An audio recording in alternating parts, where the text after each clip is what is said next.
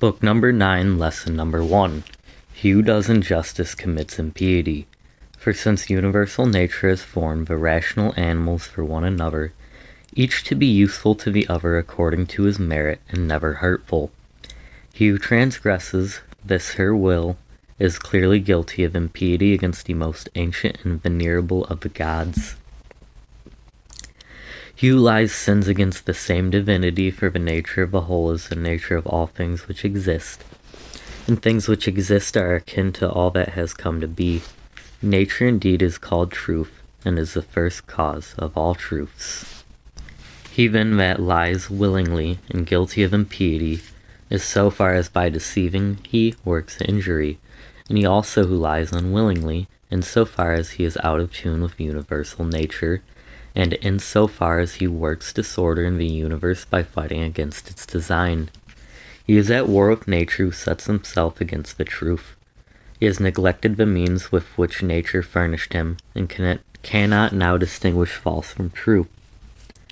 He too who pursues pleasures as good, and shuns pain as evil, is guilty of impiety. Such a one must needs frequently blame that common nature for unseemly awards of fortune, to bad and to good men.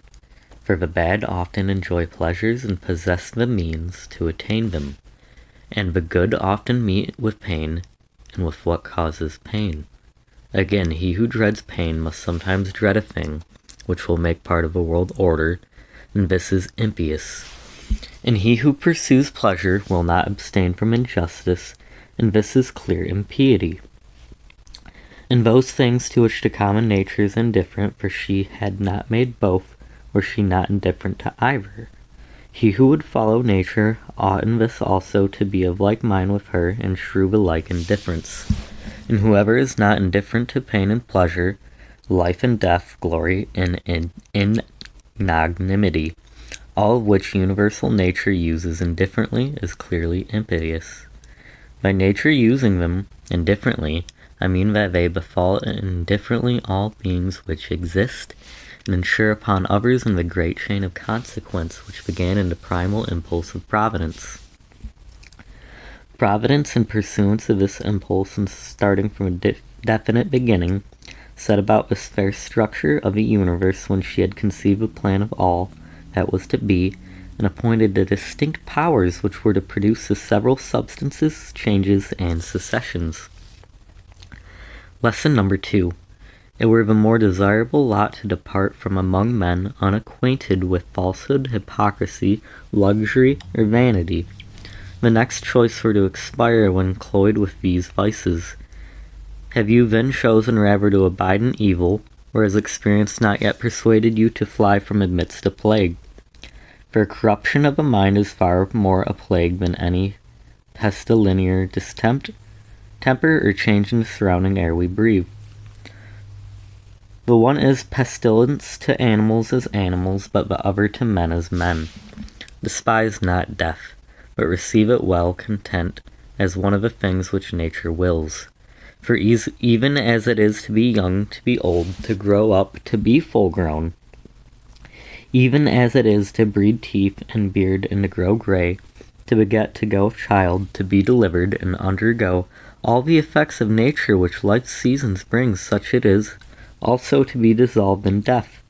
It becomes not therefore a man of wisdom to be careless or impatient, or ostentatiously contemptuous about death. You should rather await its coming as one of the operations of nature.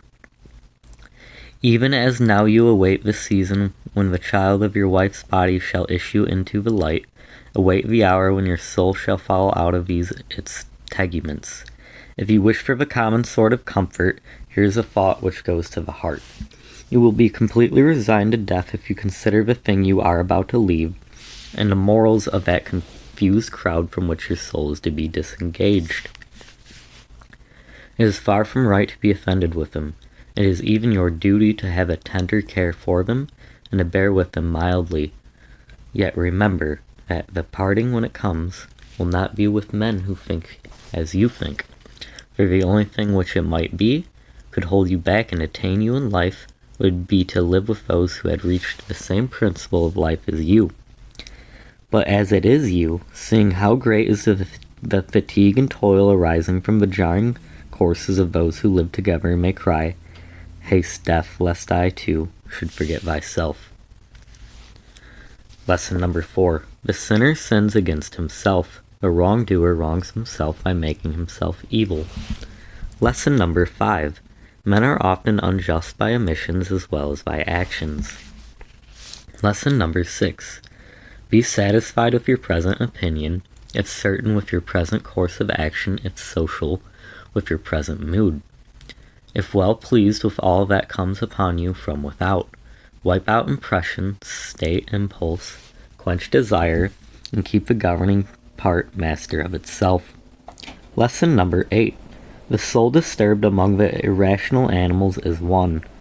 Rational beings, on the other hand, partake of one reasoning intelligence. Even so, there is one earth to all things earthy, and for all of us who are endowed with sight and breath, there is one light by which to see, one air to breathe. Lesson number 9. All things that share a common quality are strongly drawn to that which is of their own kind. The earthy tends towards the earth, fluids flow together, aerial bodies likewise, and naught but force prevents their confluence. Fire rises upward on an account of an elemental fire, and is so ready to join in kindling with all the fire that is here, that any matter pretty dry is easily set on fire, because that which hinders its kindling is the weaker element in its composition. Thus also, when whatever partakes of the common intellectual nature hastens in like manner, or even more markedly towards that which is akin to it. For the more it excels other natures, the stronger its tendencies to mix with and adhere to its kind. Accordingly, among irrational creatures we find swarms of bees, herds of cattle, nurture of a young and love of a sort. For even in animals there is a soul, and in the more noble natures a mutual attraction is found to be at work, such as does not exist in plants, or stones, or wood. Among the rational animals, again, there are societies and friendships, families and assemblies, and in war treaties and truces. Among beings still more excellent there subsists, though they may be placed far asunder, a certain kind of union as among the stars. Thus ascent in the scale can produce a sympathy even in things that are widely distant. But mark that happens amongst us. It is only intellectual beings who forget the social concern for one another, and a mutual tendency to union. Here alone the social confluence is not seen, yet are they environed and held by it, though they strive to escape, and nature always prevails. Observe and you will see my meaning, for sooner may one find some earthy thing which joins with nothing earthy, than a man severed and separate from all men. Lesson number 10. Man, God, and the universe all bear fruit, and each in their own season. Custom indeed has appropriated the expression of vines and the like, but that is nothing. Reason has its fruit both for all men and for itself, and produces just such other things as reason itself is. Lesson number 11. If you can teach men better. If not, remember that the virtue of charity was given you to be used in such a case. Nay, the gods are patient with them, and even aid them in their pursuit of some things such as health, wealth, and glory. So gracious are they. You may be so too. Who hinders you? Lesson number 12. Bear toil and pain, not as if wretched under it, nor as courting pity or admiration. Wish for one thing only, always to act or to refrain as social wisdom requires. Lesson number 13. Today I have escaped from all trouble, or rather I have cast out all trouble from me, for it was not without, but within in my own opinions. Lesson number 14. All things are, in our experience, common, in their continuance but for a day, and in their matters sore did.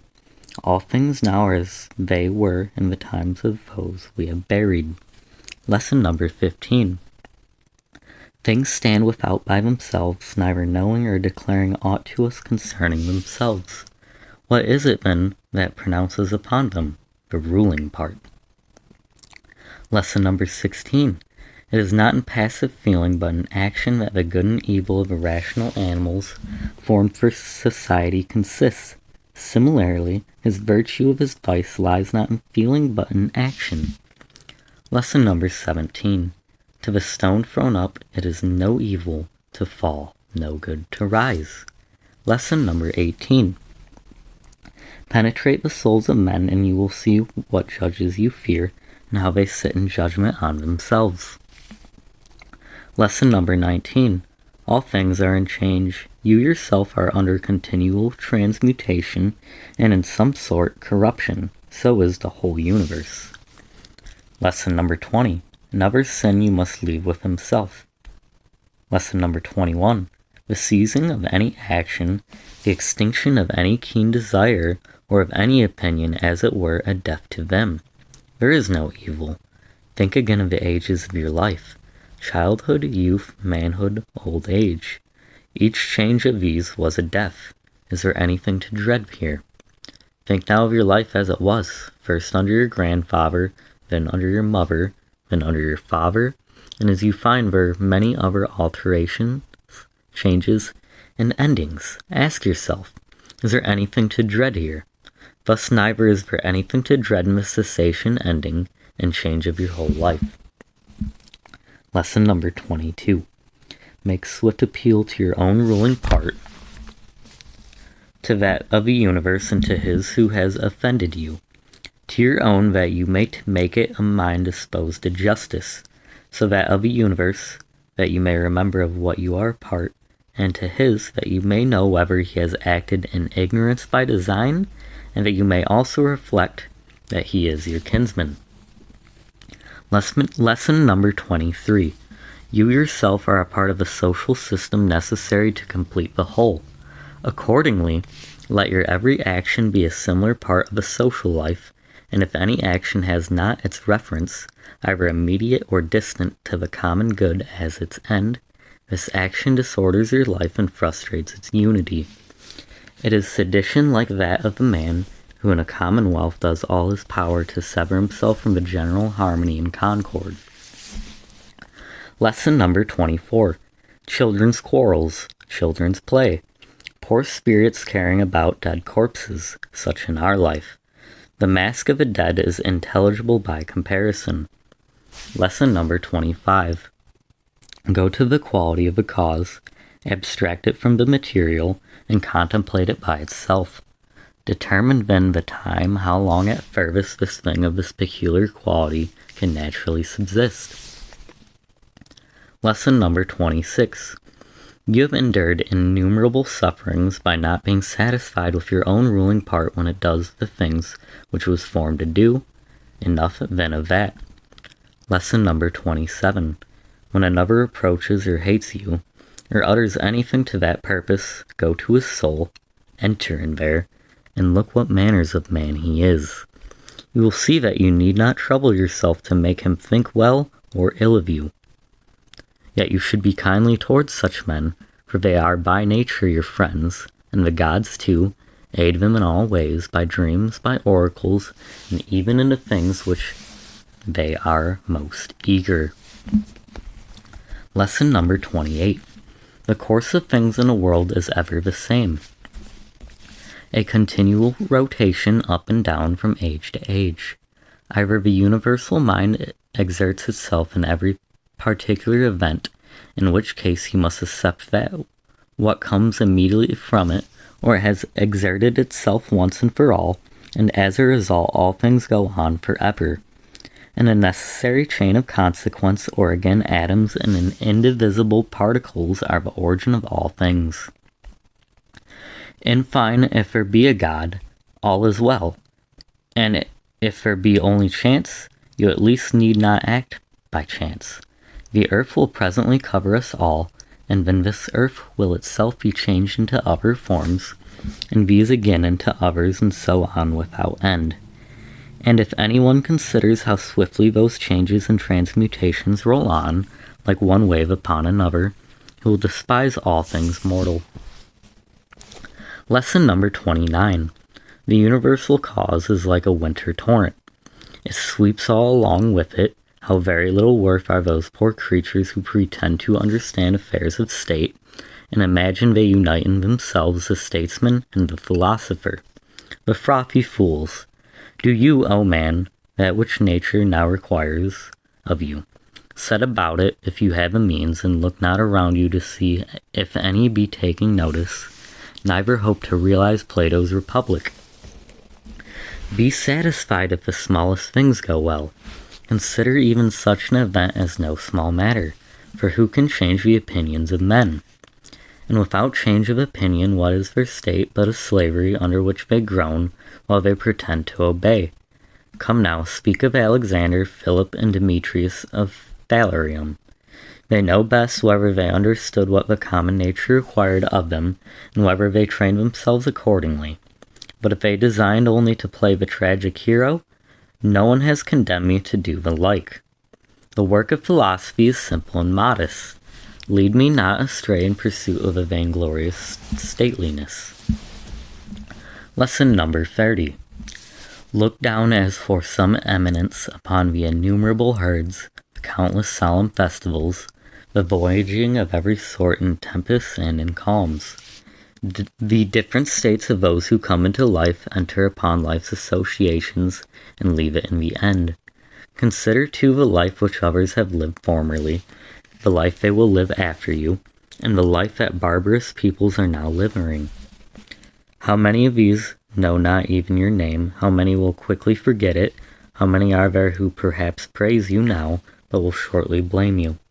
Reflect then that neither is surviving fame a thing of value, nor present glory, nor anything at all.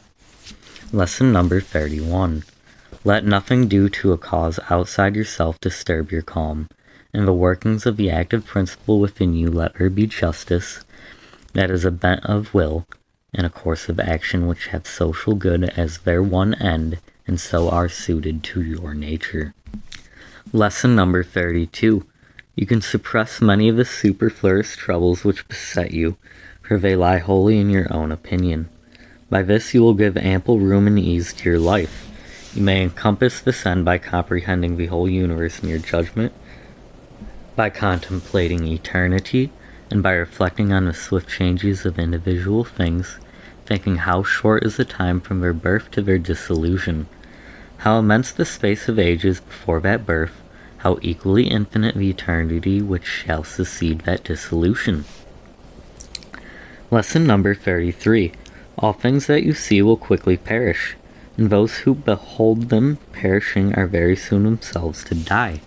And he who dies oldest will be in like case with him who dies before his time. Lesson number 34. What manner of souls have these men? What is the end of their striving, and on what account do they love and honor? Imagine their souls naked before you.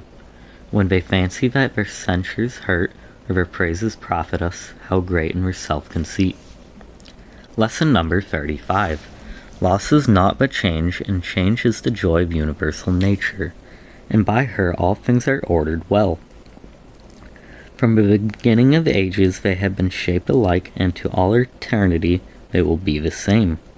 How then can you say that all things have been and ever will be evil, that among so many gods there have been found no power to rectify, but that the universe is condemned to endure the burden of never-ending ill?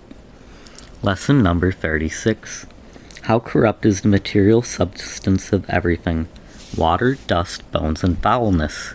Again, marble is but the concrete humor of the earth, gold and silver its heavy dregs. Our garments are but hair, the purple dye blood. All else is of like nature. Breathe too, it just the same, ever changing from this to that. Lesson number 37. Enough of this wretched life, enough of repining and uppish trifling. Why are you disturbed? Are any of these troubles new? What excites you so? Is it the cause? Then view it well. Is it the matter? View it also well. Besides, there is nothing, wherefore at last act with more simplicity and goodness towards the gods. Whether you look on the spectacle for 100 years, or for 3, it is the same. Lesson number 38. If he has done wrong, the evil is with him, and perhaps, too, he has not done wrong. Lesson number 39. Either all things proceed from one source of intelligence and come together in one body, in which case the part must not complain of what comes about for the benefit of the whole, or all is atoms, and there is nothing else but confused mixture and dissipation. Why then are you disturbed? Say to your soul, thou art dead, thou art rotten, thou hast turned beast, joined the herd, and dost feed along with them. Lesson number 40. Either the gods have power, or they have none. If they have no power, why do you pray? If they have power, why do you not choose to pray to them for power, neither to fear, nor to desire, nor to be grieved over any of these external things rather than of their presence or their absence? Surely if the gods can aid man at all, they can aid him in this. But perhaps you will say the gods have put this in my own power. Then is it not better to use that which is in your own power and to preserve your liberty than to set your heart on what is beyond your power and become an abject slave? And who has told you that the gods aid us not in these things also which are in our power? Begin to pray about them and you will see. One man prays, "May I possess that woman?" Do you pray, "May I have no wish to possess her?" Another prays, "May I be delivered from so and so?" Pray you, "May I not need to be delivered from him?" A third cries, "May I not lose my child?" Let your prayer be, "May I not fear to lose him?" In fine, turn your prayers this way, and observe what comes of it. Lesson number 41. Epicurus says, "In my sickness my conversations were not about the diseases of this poor body, nor did I speak of any such thing to those who came to me. I continued to discourse as before on the principle of nature and philosophy, and was chiefly intent on the problem of how the mind, though it partakes in the violent commotions of the flesh, might remain undisturbed and keep guard on its own proper excellence. I permitted not the physicians," he continues, "to magnify their office, and vaunt themselves as if they were doing something of great moment, but my life continued pleasant and happy. What he did then in sickness, you also if ye fall ill, or suffer any other misfortune. Never to depart from your philosophy whatever befalls you, never to join in the folly of the vulgar and the ignorant, and a maxim common to all the schools. Give your mind only to the business now in hand, and to the means whereby it is so to be accomplished." Lesson number 42. When you are offended by the shamelessness of any man, straightway ask yourself, can the words exist without shameless men? They cannot. Therefore do not demand what is impossible. Your enemy also is one of these shameless people who must needs be in the universe. Have the same question also at hand when you are shocked at craft, or pertify, or any other sin. For while you remember that it is impossible that the class should not exist, you will be more charitable to each particular individual. It is useful also to have this reflection ready. What virtue has nature given to man wherewith to combat this fault? Again, unreason she has given meekness as an antidote. Against another weakness, another power. You are also at full liberty to set right one who has wandered. Now every wrongdoer is missing his proper aim and has gone astray. And then in what are you injured? You will find that none of those at whom you are exasperated have done anything whereby your intellectual part was like to be the worse. Now anything which can really harm or hurt you has its subsistence there, and there alone. And wherein is it strange or evil that the man untaught acts after his kind? Look if you ought not rather to blame yourself for not having laid your account with being guilty of such faults. Your reasons gave you the means to conclude that it was probable that he would do this wrong. You forgot and yet wonder that he has done it. But above all, when you are blaming any one of the faithfulness or ingratitude, turn to yourself. The fault lies manifestly within you. If you trusted that a man of such a disposition could keep faith, or if when you granted the favor, you did not grant it without ulterior views, and on the principle that the complete and immediate reward of your action lay in the doing of it. What would you more? When you have done a mean man a kindness, it is not enough for you to have it acted in this according to your nature. You ask a reward for it. It is as if the eye were to ask a reward for seeing, or the feet for walking. For just as these parts are formed for a certain purpose, which will they fulfill according to their proper structure, they attain their proper end, so man formed by nature to do kindness to his fellows, whenever he acts kindly or in any other way. Words for the common good has fulfilled the purposes of his creation and has possession of what is his own. End of the 9th book.